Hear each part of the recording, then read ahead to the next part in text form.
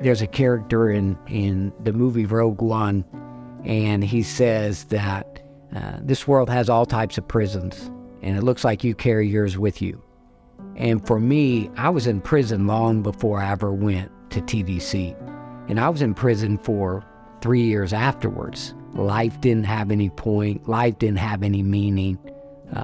So my hopelessness, I carried with me for years before that point. Adam was a very, very happy child. He's always been a mama's boy, so he and I were always very close. I think my parents tried to give me as much security and peace and love as they possibly could, but there was still that hole in my heart. There's still that missing piece. And drugs was helping me, I think, in that regard. He didn't see, and through his friends, the road he was going down to and what the end results were going to be.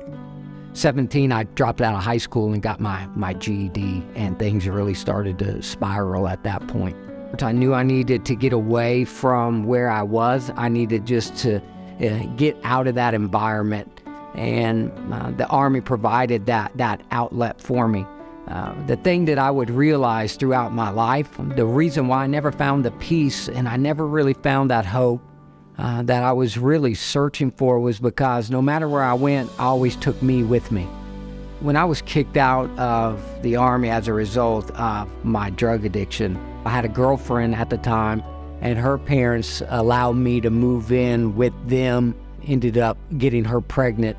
I didn't want anything to do with a child at that time. I really didn't care at that point about anything or anybody. I had paid for an abortion. I got into selling drugs at that point in time. It was in 2006 when I was arrested for possession of a controlled substance with the intent to distribute. I was devastated when he called and said he was in jail.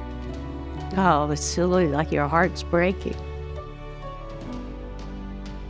I felt like that we had raised him different, and yet he still did the same thing. I got bailed out, and it was literally 1 week later that I got arrested again, this time with a loaded gun. I distinctly remember my dad. I could tell, he was beyond disappointed in me. I tried my best to be polite and so forth, but I was extremely disappointed and extremely mad about it. And I think I told his mother, I'm not coming down here again. He took it real hard. He tried not to, but it got to us. I felt like I had failed him. I don't know if it was so much anger as it was just total disappointment on my part, and was like, I give up, When you come out of prison, you think, man, I'm going to do right and things are going to just fall into place, and man, everything is going to be good because I'm not going to do those other things anymore.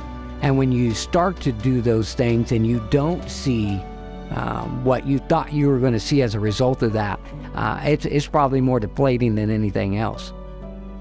It's funny to say, but it's probably mentally the darkest time of my life, because it felt like, what's the point to any of this? I get off parole, and unbeknownst to me, I had a court date while I was in prison that I was supposed to be at. Of course, I didn't know, and I couldn't make it, so they put a bench warrant out for my arrest. But again, you feel like what you've put your hope in is yourself. What you put your hope in is this idea, if I just do these certain things, then everything's going to work out. And I was doing those things, and I still ended up in jail. And so it gets to the point where, why try it all? Why do anything? It was all meaningless to me. And so I started thinking through how I was going to kill myself. I cried out to God for the first time since really being released from prison. I got this overwhelming impression upon my heart that God was telling me, go to church. And I distinctly remember thinking, that is the stupidest thing in my mind. That is not what I'm looking for. And so I do a Google search for churches in Broken Arrow, and the very first one that popped up was First Baptist Broken Arrow. Ultimately, the Holy Spirit really led me into that church, and that message just grabbed hold of my heart, and I knew that I was separated from God. I knew that everything that I was trying to find hope in, everything that I was trying to find meaning and purpose from, only Christ could give me that. And so while he was still preaching, as I sat in that seat, I cried out to God in the quietness of my own heart, and I repented of my sins, and I placed my faith and trust in Jesus. And it was an eternally shifting moment for me. Jesus was the only one who could break me out of my addictions. He's the only one who could work in my life the way that he did. And so very early on, I dedicated myself. I wanted to tell as many people about Jesus as I possibly could. I wanted to share that message of a living hope. I wanted to share that message of transformation and hope that is only found in Jesus with those that found themselves in that hopelessness that I had lived in for so many years. And so it was within months that I gave my testimony, and that led to me being plugged in to a ministry that would go to the Oklahoma Department of Corrections in McAlester. And I would go and I started sharing my testimony in prisons, and I started once a month going to McAlester and preaching. And God confirmed in my heart not long after that that he was calling me in a ministry. And so I got saved in 2010, and I answered my call to ministry in 2012. Makes a mother proud to be able to see him helping.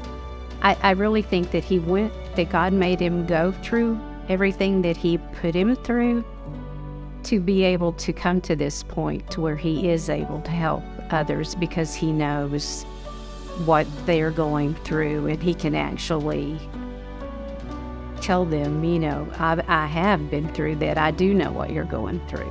You just see God at work in a unique way that it couldn't be coincidental. It couldn't be attributed to anything other than the hand of God at work. I was in a car ride with my father, so it was a few years after I had got saved. I just asked him if he knew for sure that if he were to stand before the Lord today that he would be saved, and his response was, I think so. And so I shared with him that we could know that we know. We can have that assurance. And so in that car ride, whether he had been saved previously or in that moment, we nailed it down. And flowing out of that, he wanted to be baptized. And so for me to be the one to stand in those baptismal waters with him publicly declaring that he is a child of God and that he has assurance of his salvation really was the hand of God at work in our life. And it was a picture of the restoration. There was so much brokenness in our family that we saw in that moment the restoring hand of God at work, not only in his life, but in the life of our family. I think it's amazing to me. I almost gave up on Adam baptizing me. I would say that to him or write him that you are living proof that anything's possible. Living proof. So what the Lord did for me was not only give me new life as a new creation, but he really began to restore the years that the locust ate. He has brought to me the most beautiful woman and the greatest helpmate, my loving wife, Grace, and has blessed me with 4 the greatest kids that bring me so much joy, has given me a church family that really blesses us and gives us so much support and love. And to see that all of that is from the hand of God, that it was by his grace that I have this amazing wife and these beautiful children and this church family that loves and supports us, truly is just a testimony that he is the giver of every good and perfect gift.